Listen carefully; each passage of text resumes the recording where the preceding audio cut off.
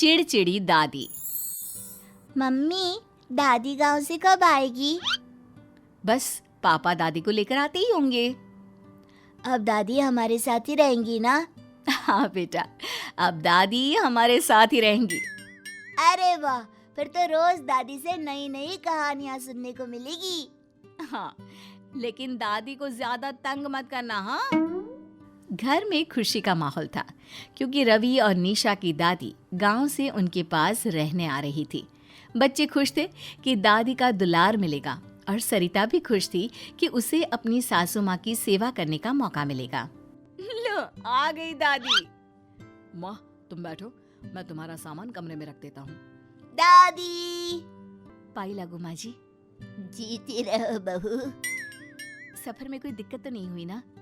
वैसे तो कोई दिक्कत नहीं हुई, लेकिन ट्रेन में बैठते ही सर दर्द करने लगा। अब तक दुख रहा है। मैं अभी आपके लिए चाय बना कर लाती हूँ। दादी कहानी सुनाओ ना।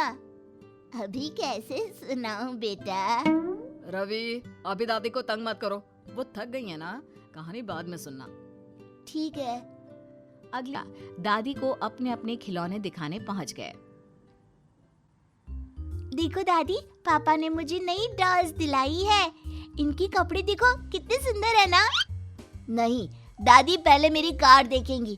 देखो दादी, इसमें लाइट भी जलती है। दादी देखो ना, ये वीडियो गेम भी है मेरे पास। अरे तुम दोनों कितनी मस्ती करते हो। मेरा सर दर्द होने लगा। जाओ यहाँ से। बच्चों, दादी को परेशान मत करो, चलो जाओ यहाँ से। माँ जी, आपको आपका कमरा कैसा लगा? आप आने वाली थी तो इन्होंने नया कलर करवा दिया। क्यों करवा दिया? इस कमरे में तो मेरा सर चढ़ने लगा। जाओ, मुझे आराम करने दो। जी ठीक है माँ जी, मैं खाना बनते ही आपको बुला लेती हूँ। अपनी प्यारी, हमेशा लाड़ करने वाली दादी का ऐसा चिड़चिड़ा व्यवहार बच्चों और सरिता तीनों को अजीब लगा। अगले दिन सरिता की सहेलियां उससे मिलने आई। सरिता, जब से तेरी सासू माँ आई है, तू तो हमें भूल ही गई है। इसीलिए हमने सोचा कि हम ही मिलने आ जाते हैं तुझसे। अच्छा किया तुम लोग आ गई। अब तेरी सासू माँ से तो मिलवा। हाँ हाँ, अभी बुलाती हूँ माँ जी को। क्या हुआ बहू? माँ जी, इनसे मिलिए, मेरी सहेलियाँ गीता और बबीता खास आपसे मिलने आई हैं। कैसी हैं आप? कैसा लग रहा है आपको शहर आकर? तेज दर्द जैसा। वैसे तुम दोनों हमेशा इतनी भड़कीली साड़ियाँ पहनती हो क्या? क्यों? अच्छी नहीं लगी क्या आपको? अरे सर्कस के तंबू जैसी है। ऐसे चटकीले रंग पहनते हैं क्या? ये तो आजकल का फैशन है माँ जी। माँ जी आप बैठिए, मैं आप तीनों के लिए चाय नाश्ता लेकर आती हूँ। जल्दी से लेकर आ बहू, ताकि ये खाए पिए और जाए यहाँ से। रहने दे सरिता, पेट भर गया। अरे तुम इतनी जल्दी क्यों जा रही हो? क्यों, और बेइज्जती करवानी बाकी है क्या? दोनों सहेलियां चली जाती हैं। क्या माँ जी, आपने ऐसा क्यों कहा? बुरा लगा उन्हें? बुरी तो वो लग रही थी। उनकी चेचे सुनकर सर दर्द होने लगा मेरा। मैं तो अपने गांव में ही अच्छी थी। ऐसा क्यों कह रही हैं आप माँ जी? तो क्या गलत कहा है? कभी बच्चे तो कभी तुम्हारी सहेलियाँ। अरे दो घड़ी शांति मिलती नहीं। जब से आई हूँ सर फटा जा रहा है। दादी का चिड़चिड़ापन तो बढ़ता ही जा रहा था। सब हैरान थे, इतनी मिलनसार दादी अचानक इतनी चिड़चिड़ी कैसे हो गई? दादी, दादी, आ गए तुम लोग स्कूल से? हाँ, आज स्कूल में ना पेंटिंग कंपटीशन था, मैं फर्स्ट आई। अरे वाह, दादी को अपनी पेंटिंग दिखाओ। देखो दादी, मैंने हमारी फैमिली की पेंटिंग बनाई। पापा, मम्मी, मैं, रवि और ये आप। ठीक है ठीक है। देखो तो सही दादी। दिशा इतने प्यार से दिखा रही है माँ, देखो ना। अरे हटाओ ये बकवास तस्वीर, ये तो देखने लायक भी नहीं है। मैं जा रही हूँ अपने कमरे में। अपनी माँ का ऐसा रूप देखकर मनोज भी चौंक गया। दादी ऐसा क्यों करती है? मेरी पेंटिंग फाड़ दी। अरे रोते नहीं बेटा, जाओ अपने कमरे में जाकर चेंज कर लो, जाओ। ये माँ को क्या हो गया है?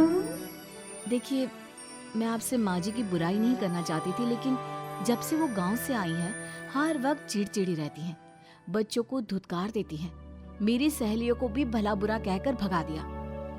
लेकिन माँ का स्वभाव तो ऐसा नहीं है, उन्हें तो बच्चों से भी बहुत प्यार है।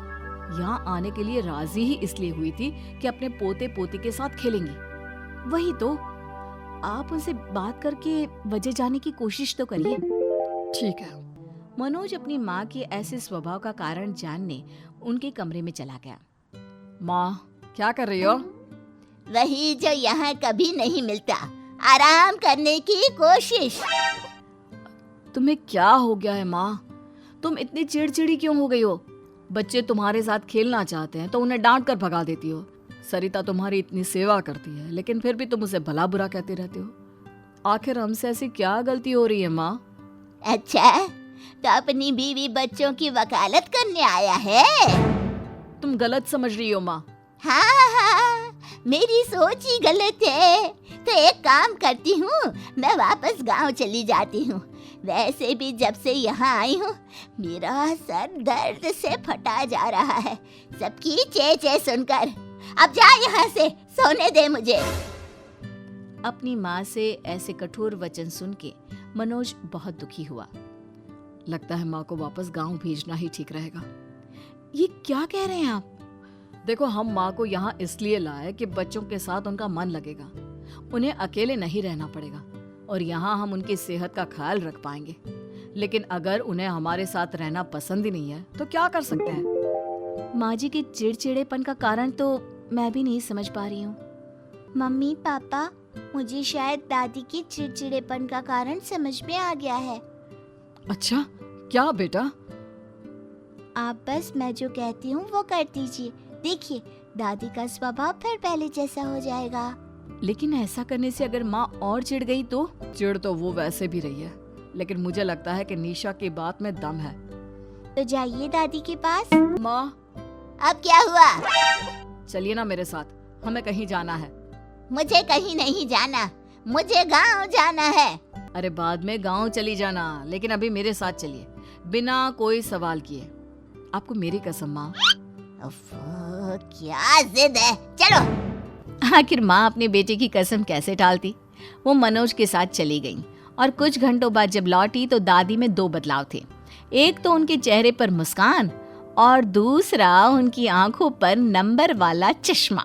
आ गए आप लोग? माँ जी, मैं आपके लिए पानी लाती हूँ। अरे रुको बहू, मुझे तुम सबसे कुछ बात करनी है।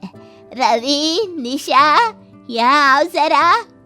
अरे वाह दादी, आप पर ये चश्मा तो बहुत अच्छा लग रहा है। दादी, अब आपका सर दर्द कैसा है?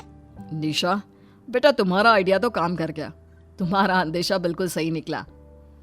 ओहो, तो ये मेरी निशा बेटी का काम था।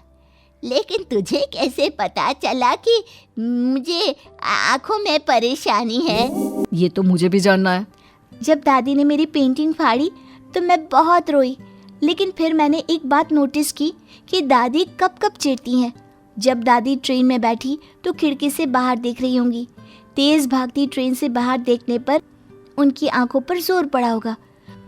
दूसरी बार दादी उनके कमरे के रंग से चिढ़ी, फिर हमारे खिलौने देखकर, फिर गीता आंटी और बबीता आंटी की ब्राइट कलर की साड़ी देखकर, उसके बाद मेरी पेंटिंग देखकर। हर बार उन्हें तेज रंगों से चिढ़ होती और उनका सर दर्द होने लगता। ऐसा ही मेरी फ्रेंड के साथ भी हुआ था। तब पता चला कि उसकी आंखों में परेशानी है, तो मैंने पापा से कहा कि आपको आंखों के डॉक्टर के पास ले जाएं। डॉक्टर ने चेकअप किया तो पता चला कि माताजी की आंखें कमजोर हो गई हैं। चश्मा लगते ही मेरा सर दर्द ठीक हो गया और आपका मूड भी। यहाँ आओ बच्चों, तुमने तो दादी की परेशानी ही सुलझा दी। भगवान का लाख लाख शुक्र है कि आपका सर दर्द ठीक हो गया। तुम सब मुझे माफ कर दो। इन आँखों की वजह से मैंने तुम सब पर बेवजह गुस्सा किया और अपने दिल के टुकड़ों को भी डांटा। मुझे माफ कर दो बच्चों। अरे माँ, हम सब तुम्हारे बच्चे हैं, तुम कितना भी डांट सकती हो। लेकिन अब गांव तो नहीं जाओगी ना? बिल्कुल नहीं, मैं अपने पोते पोती के साथ ही रहूंगी और सबसे पहले निशा के साथ उसकी पेंटिंग फिर से बनवाऊंगी। और कहानी भी सुनाओगी ना? हाँ, मेरे लाए रोज सुनाऊंगी। तो इस तरह पोती की समझदारी से दादी की परेशानी हो गई दूर और फिर एक बार चिड़चिड़ी दादी बन गई प्यारी प्यारी दादी।